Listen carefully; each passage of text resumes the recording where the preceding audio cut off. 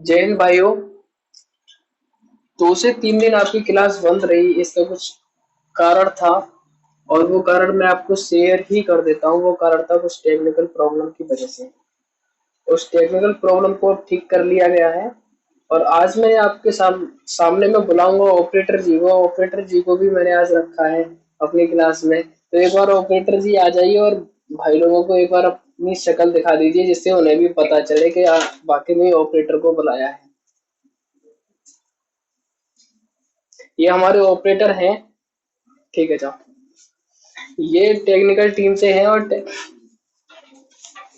जैसा कि आप सबको पता है कुछ प्रॉब्लम की वजह से क्लास कंटिन्यू नहीं हो सकी।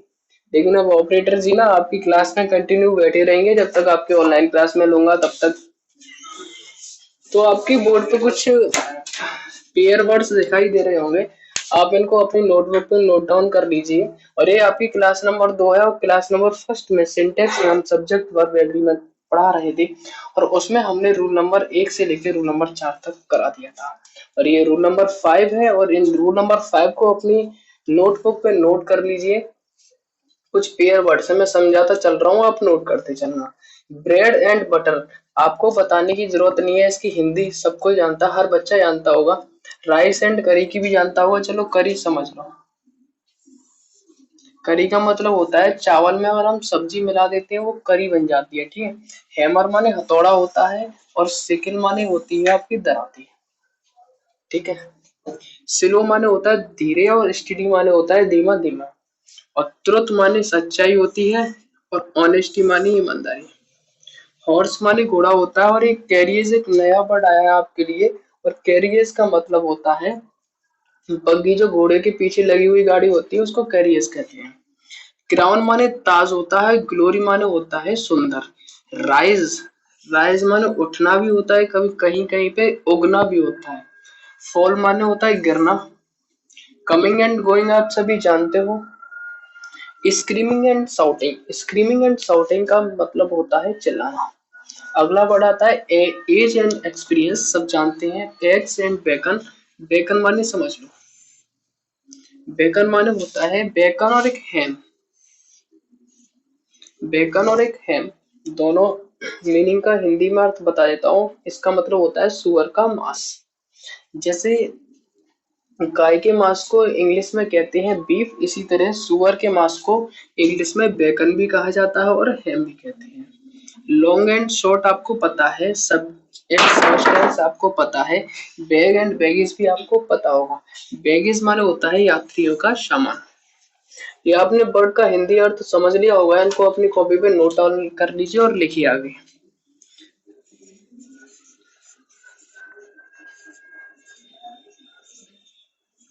इन शब्दों का प्रयोग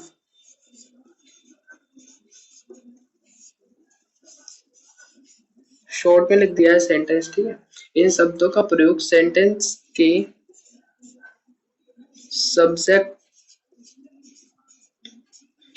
सब्जेक्ट के रूप में प्रयुक्त होने पर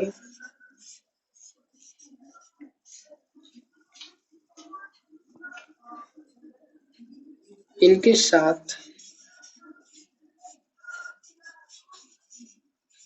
सिंगुलर वर्ब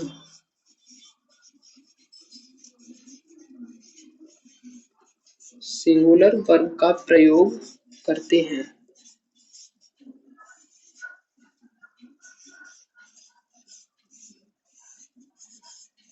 समझ लीजिए। जो ये वर्ड्स दिखाई दे रहे हैं ये पेयर वर्ड्स हैं और ये पेयर के रूप में ही आपके सब्जेक्ट के सेंटेंस के सब्जेक्ट के रूप में प्रयुक्त होंगे और इनके साथ हमेशा हम सिंगुलर वर्ब का यूज करेंगे। आप समझ लीजिए, एग्जांपल देता हूँ अच्छी तरीके से समझ में। देखो, राइस एंड करी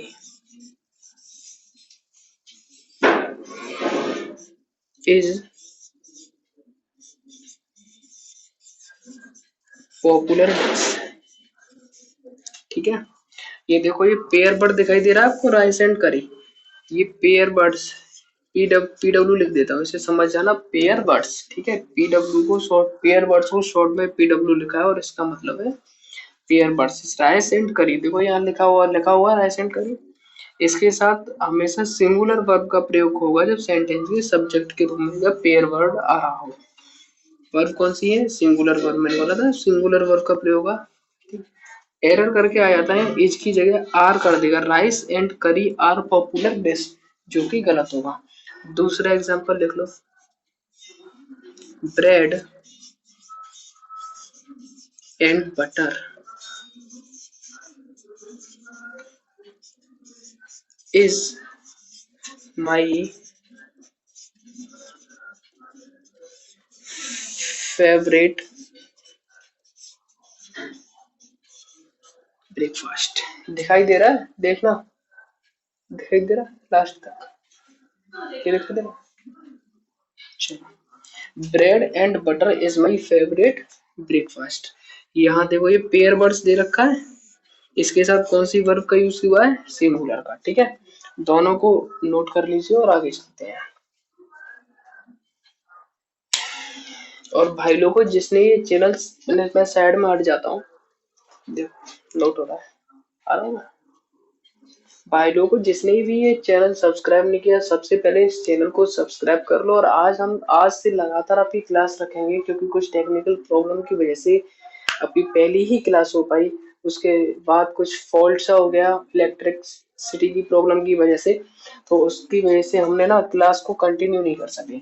तो कुछ प्रॉब्लम्स हुई, वो सॉल्व हो चुकी हैं पूरी तरीके से, और क्लास को अब कंटिन्यू किया जाएगा पर डे। और टेक्निकल टीम के ऑपरेटर्स ही हैं, वो हमारे साथ हमेशा जब तक जुड़े रहेंगे जब तक आपकी ये क्लास पूरी नहीं हो जाएगी। और सारी क्लासें पर डे आपकी अपलोड होती रहेंगी यूट्यूब पे। और भाई लोगों, जिसने ये सब्सक्राइब नहीं कर रखा है चैनल, प्लीज पहले चैनल को सब्सक्राइब करो। चैनल का नेम है J.K.S डिफेंस, DEFENCE अकेडमी। ठीक है, ये है चैनल का name JKS defence academy. YouTube पे सर्च कीजिएगा और ऊपर मेरा फोटो आएगा, तो उसको सब्सक्राइब कर लेना और लाइक और शेयर जरूर कर लेना। ठीक है, नोट कर लिया होगा आपने? चलो मैं आगे बताता हूँ। इसी रूल में कुछ नोट करके लिखना।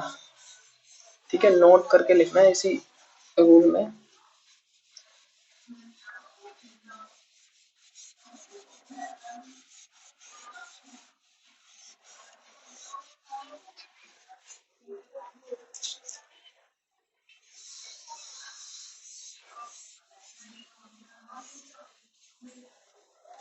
चलो लिखो, नोट डाल लेना है इसी में। ठीक है, नोट फर्स्ट। ठीक, यदि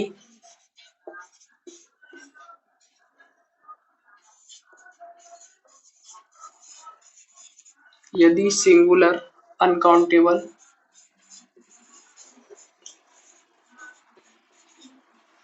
यदि दो कर लो, चलो, यदि दो सिंगुलर अनकाउंटेबल नाउन एंड से जुड़कर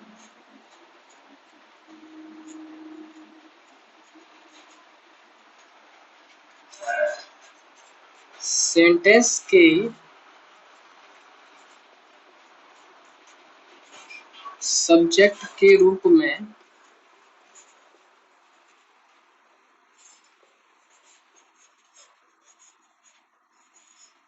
प्रयुक्त हो तो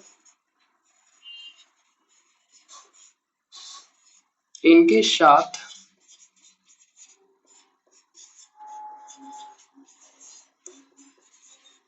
प्लूरल वर्ब का प्रयोग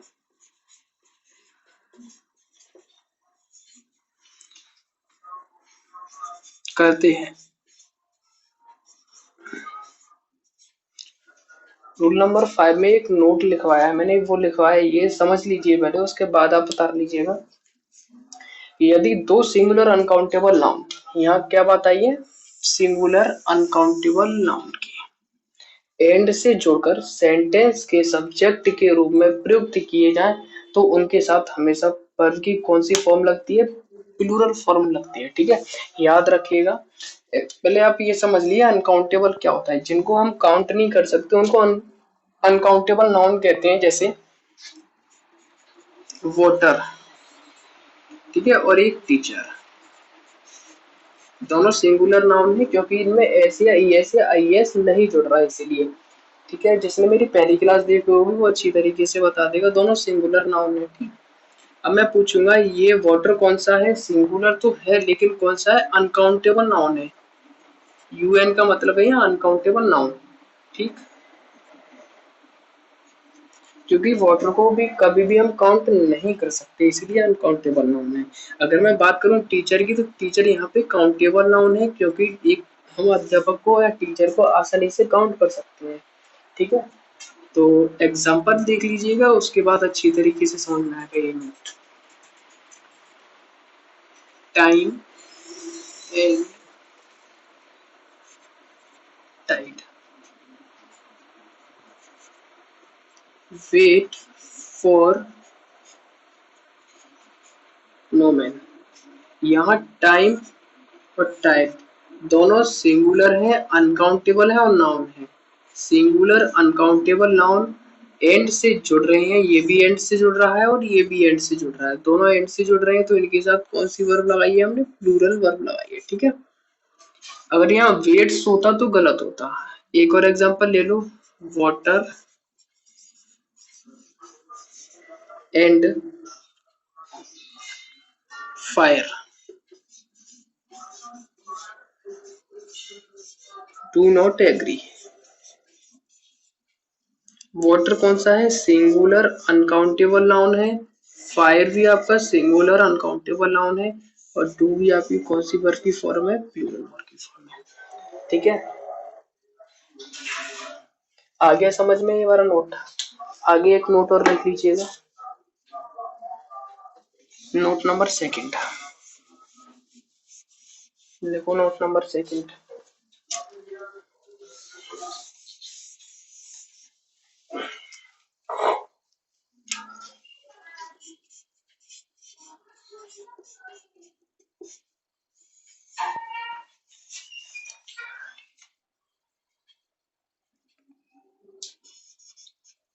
यदि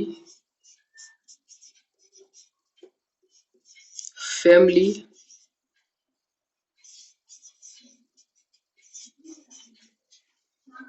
रिलेशन एक्सप्रेसिंग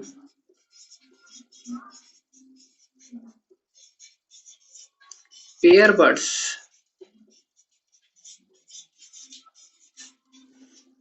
सेंटेंस के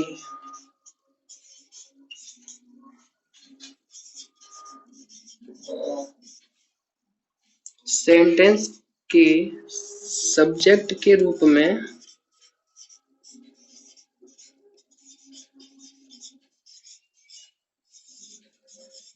प्रयुक्त हो एवं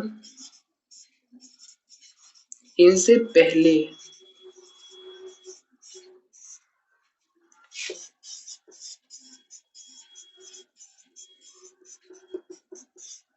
पजेसिव एडजेक्टिव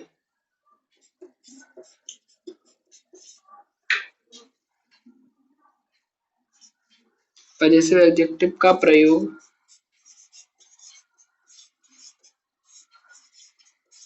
हो तो इनके साथ प्लूरल वर्ब का प्रयोग करते हैं। ठीक है, दूसरा जो है वो है यदि family relation expressing pair words है। जैसे मैं हिंदी में बता देता हूँ, माता पिता, भाई बहन, मामा मामी, चाचा चाची। अगर इनको इंग्लिश में करेंगे तो mother and father, uncle and aunt, brother and sister, ये सभी क्या हो जाते हैं, family relation expressing pair words होते हैं। जब भी इनका प्रयोग सेंटेंस के सब्जेक्ट के रूप में हुआ हो तो, और उनसे पहले पजेसिव एडजेक्टिव, कौन सी बात आई है, पजेसिव एडजेक्टिव, जैसे मैं नाउन का चैप्टर जब पढ़ाऊंगा, प्रोनाउन का सॉरी, तब आपको पता चलेगा एक पजेसिव एडजेक्टिव क्या होता है। अभी अभी यहाँ देख लीजिए, थोड़ा सा समझ लीजिए। आई का पजेसिव एडजेक्टिव होता है माई, वी का पजेसिव एडजेक्टिव होता है आवर, और यू का पजेसिव एडजेक्टिव होता है योर। इसी तरीके से पजेसिव एडजेक्टिव होते हैं। और फैमिली एक्सप्रेसिंग वर्ड से पहले जब भी आपको पजेसिव एडजेक्टिव दिखाई दे जाए, और तो उसमें क्या करेंगे, सेंटेंस में कौन सी वर्ब की फॉर्म लगाएंगे, प्लूरल लगाएंगे। एग्जाम्पल देख लीजिएगा, समझ में आएगा। My father and mother are proud of me. ठीक है, देखो फैमिली रिलेशन एक्सप्रेसिंग वर्ड है, उससे पहले पजेसिव एडजेक्टिव आ गया, तो हमने वर्ब की कौन सी फॉर्म यूज की है, प्लूरल। ठीक, एक और एग्जांपल लिखिए, your uncle and aunt want to settle in Delhi.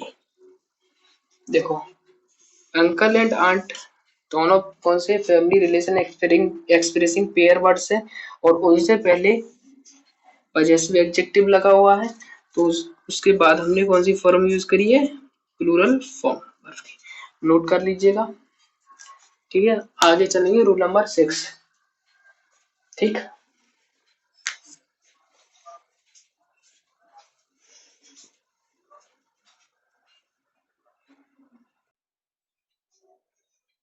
Rule number 6 देख लो अगला।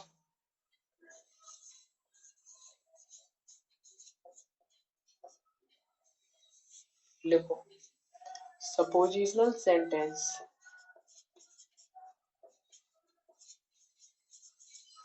Suppositional sentence try if, as if, as though,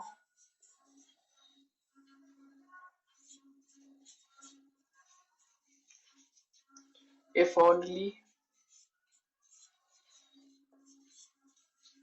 suppose, I wish,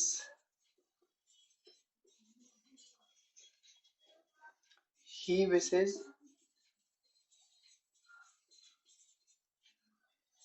she wishes, she, etc से शुरू होते हैं।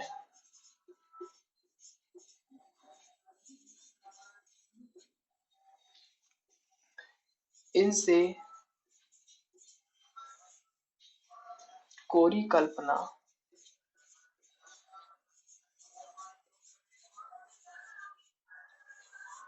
या असंभव शर्त,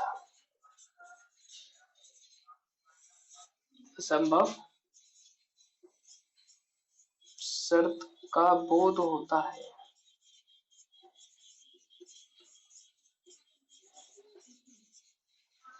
इनके बाद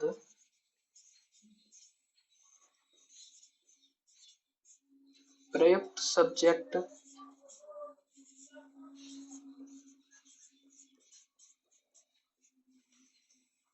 किसी भी, दिखाई दे रहा वहां तक, देखना, किसी भी नंबर या पर्सन का क्यों ना हो, फिर भी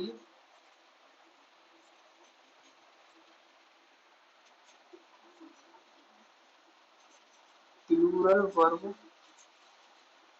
WERE वर्ब का प्रयोग करते हैं।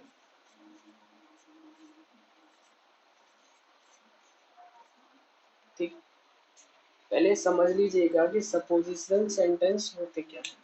सपोजिशनल सेंटेंस इंग्लिश में तो इफ, एज इफ, एज तो, if already, suppose, I wish, he wishes, she wishes से स्टार्ट होते हैं, उनको कहते हैं सपोजिशनल सेंटेंस।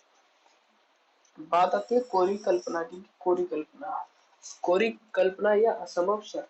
यदि मैं आपको कोरी कल्पना समझाऊं हिंदी में, तो मैं आपसे ये कहूँ कि यदि मैं प्रधानमंत्री होता तो संपूर्ण भारत में आज से ही लॉकडाउन लगा देता। तो ऐसा हूँ तो नहीं ना, प्रधानमंत्री मैं नहीं हूँ, तो लॉकडाउन कैसे लगा सकता हूँ? तो ये एक कोरी कल्पना हुई। इसी को हम कहते हैं सपोजिशनल सेंटेंस। ठीक है, एग्जाम्पल समझ लो, आपको अच्छी तरीके से समझ में आएगा। I wish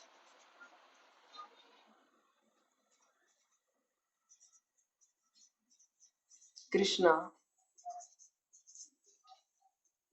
were my friend. मेरी इच्छा है कि कृष्णा मेरा फ्रेंड होता। मेरी इच्छा है, ऐसा है तो नहीं, एक सपोजिशनल सेंटेंस है, आई विश से स्टार्ट हुआ है, कृष्णा एक सिंगुलर सब्जेक्ट है। मैंने बताया किसी भी नंबर का या पर्सन का क्यों ना हो सब्जेक्ट, फिर भी प्लूरल वर्ब कौन सी यूज करेंगे? वर का प्रयोग करेंगे। सेंटेंस में इस तरीके से आएगी, एरर बन के, I wish Krishna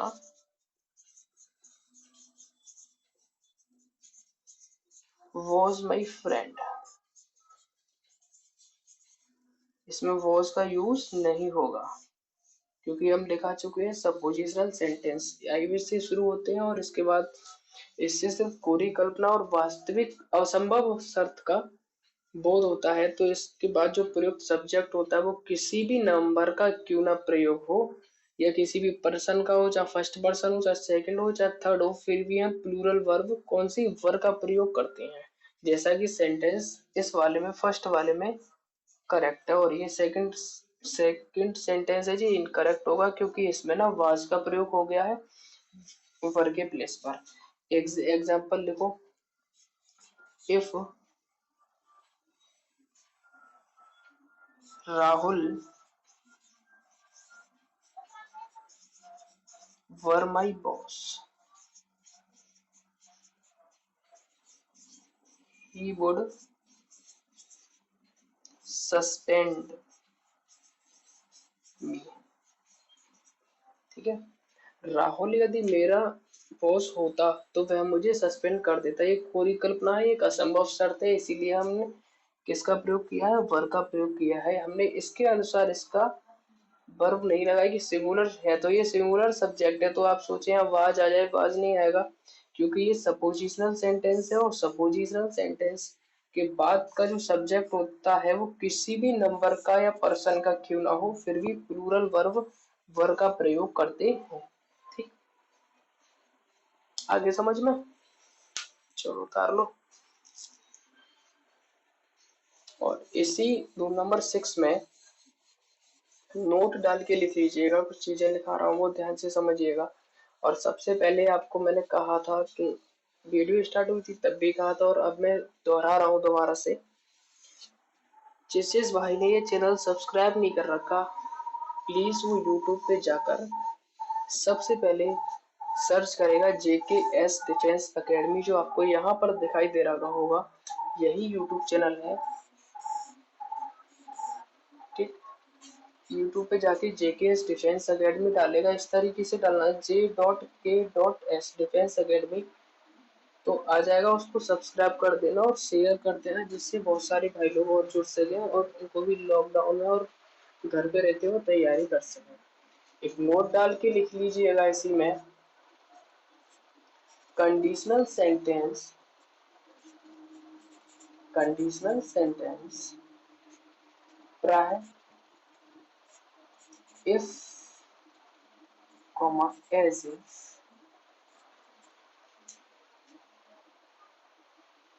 as though etc से शुरू होते हैं। इनमें वास्तविक, इन मानी इनसे करो, इनसे वास्तविक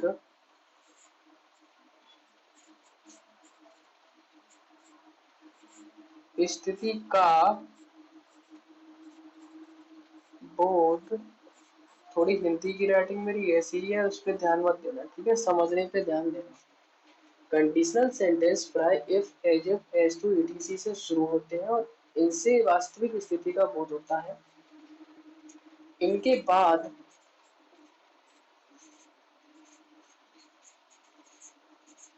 प्रयुक्त सब्जेक्ट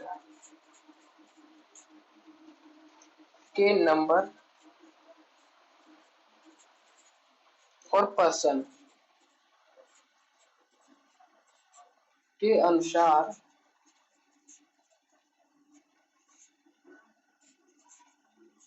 वर्ब का प्रयोग करते हैं। सबसे पहले हमें ये कंफ्यूजिंग हो गई कि इफ से तो हमारा सपोजिशनल सेंटेंस भी स्टार्ट होता था इन वर्डों से, एज इफ हुआ, एज तो हुआ, और इसी से कंडीशनल सेंटेंस स्टार्ट होता है। तो सबसे पहले आपको कंडीशनल सेंटेंस और सपोजिशनल सेंटेंस में डिफरेंस पता होना चाहिए कि difference between suppositional sentence and conditional sentence. तो यहाँ पे भी देखा होगा हिंदी में मैंने लिखा वास्तविक स्थिति का बोध होता है। इससे ये नहीं होती, इसमें कोरी कल्पना नहीं की जाएगी, कोई असंभव शर्त नहीं होगी, इसमें वास्तविक स्थिति का पता चलता है। एग्जाम्पल दो, अच्छी तरीके से समझ में आएगा। If you come here, comma, I will teach you. यदि तुम यहाँ आओगे तो मैं तुम्हें पढ़ाऊंगा।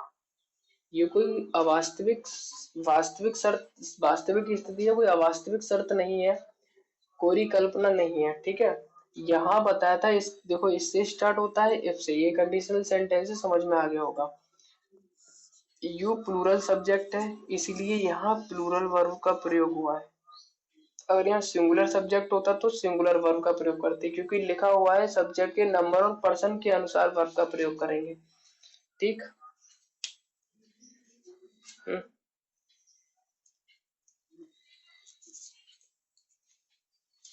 ठीक है,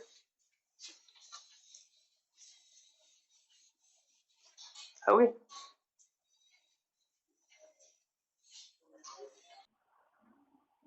रूल नंबर 7 देखेंगे, और रूल नंबर 7 में आपको मैं लिखाऊंगा ऑब्जेक्टिव सेंटेंस के बारे में, ठीक है। पहले रोल नंबर 7 जो है वो नोट डाउन कर लो, फिर मैं आपको समझा दूंगा ऑब्जेक्टिव सेंटेंस किसे कहते हैं, इसकी पहचान बता दूंगा, सिर्फ पहचान से ही काम है, क्योंकि हम जो चैप्टर पढ़ रहे हैं वो सब्जेक्ट वर्ब एग्रीमेंट है। सब्जेक्ट के अनुसार वर्ब को निर्धारण करना ही क्या कहलाता है, सब्जेक्ट वर्ब एग्रीमेंट। इसीलिए हमें जब सेंटेंस और टर्म एंड टेंस वाला चैप्टर पढ़ेंगे तो वहाँ पे अच्छी तरीके से मैं एक एक चीज को एक्सप्लेन कर दूंगा कि ऑब्जेक्टिव सेंटेंस किसे कहते हैं और इसकी क्या क्या सारी पहचान है, क्या क्या है, सब कुछ अच्छी तरीके से वहां समझाया जाएगा। यहाँ पे सिर्फ केवल आपको वर्ब का निर्धारण करना है, उसी के लिए आप ऊपर ऊपर से समझा देते हो, ठीक है। पहले लिख लो, ऑब्जेक्टिव सेंटेंस में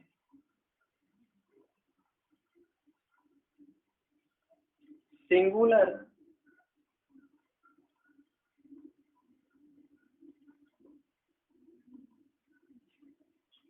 सब्जेक्ट के साथ भी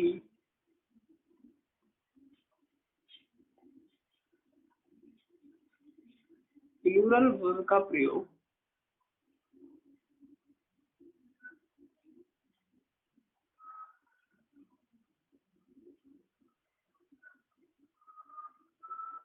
करते हैं, ठीक है। ऑब्जेक्टिव सेंटेंस का एक तो मार्क्स देख लीजिए, ऑब्जेक्टिव सेंटेंस मार्क्स ऐसा होता है एक्सक्लेमेटरी की तरह। इसमें ऑब्जेक्टिव सेंटेंस में विश या प्रे होती है, ठीक है। विश क्या लिखता हूँ, विश या प्रे की जाती है।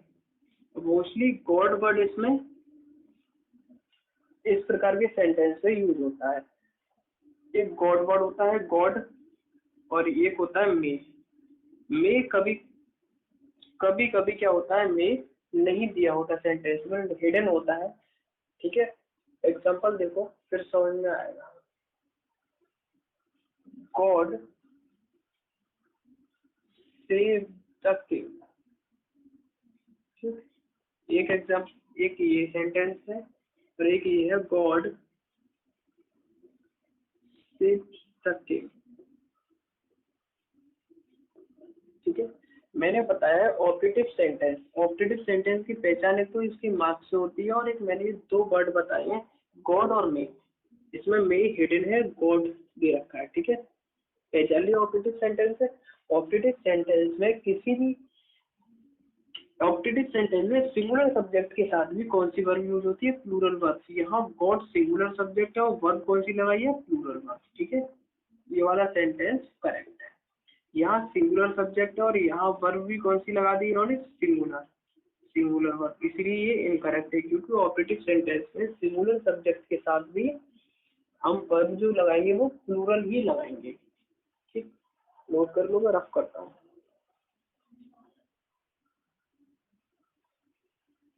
एक रूल और लिख लीजिए, और आज की क्लास यहीं पे खत्म करते हैं, और जल्दी से जल्दी हम कवर करेंगे 2 से 3 क्लास आपकी सब्जेक्ट वर्ब एग्रीमेंट और की बिल्कुल चलेंगी, और उसके बाद नेक्स्ट चैप्टर होगा वो नाउन, जल्द ही शुरुआत करेंगे उसकी।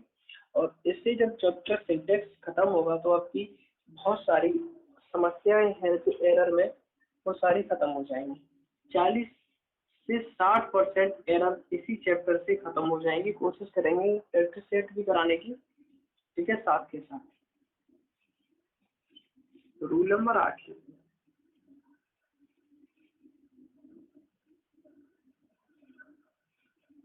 तो सिंगुलर नाउन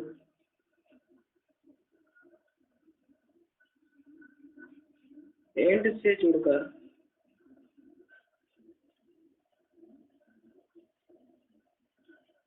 सेंटेंस के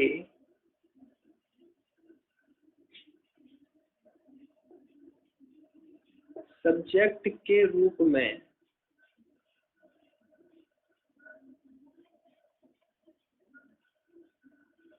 प्रयुक्त हुए हो तो इनके साथ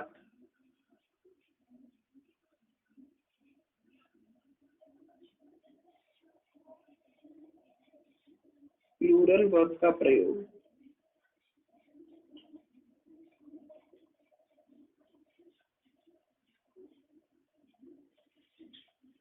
करते हैं। ठीक है, दो सिंगुलर नाउन, सिंगुलर नाउन मतलब किसी के नाम भी हो सकता है, जैसे रवि एंड कवि। जब एग्जाम्पल दूंगा समझ में आएगा। A boy and a girl love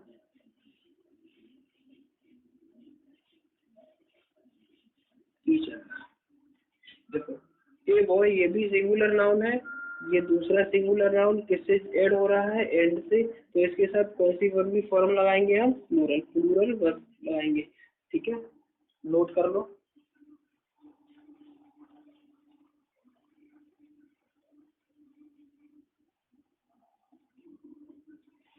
हो गया नोट। एक और एग्जांपल ले लो, चलो। Ravi and Gopal have done well in the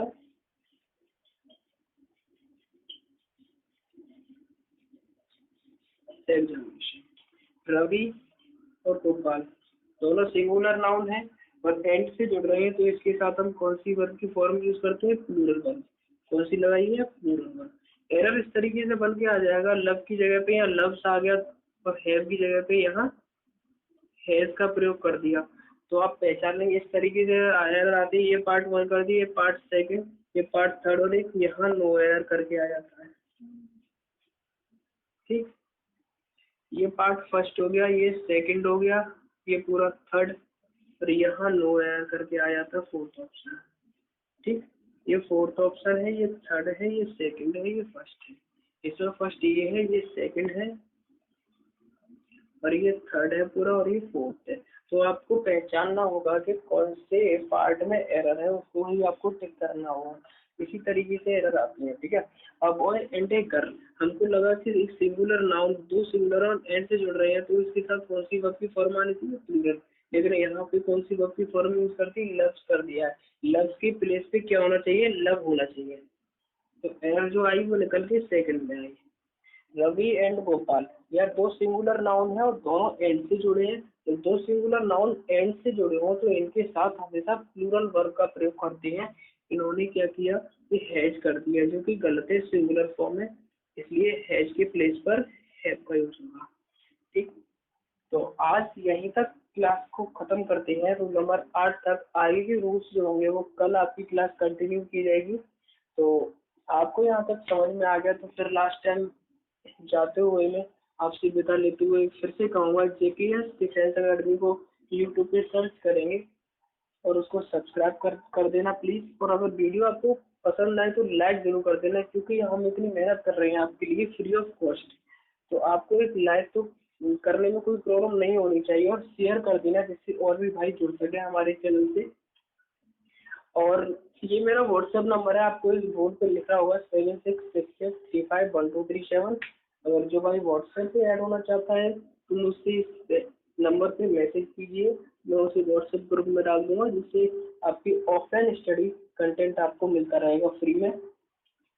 आपको डिफेंस वाले बच्चों के साथ जोड़ दिया जाएगा उसी ऑफलाइन बैच में, इसमें ऑफलाइन ग्रुप में। और जो ग्रुप होगा उसमें आपका कंटेंट लगातार मैं डालता रहूँगा PDF के रूप में।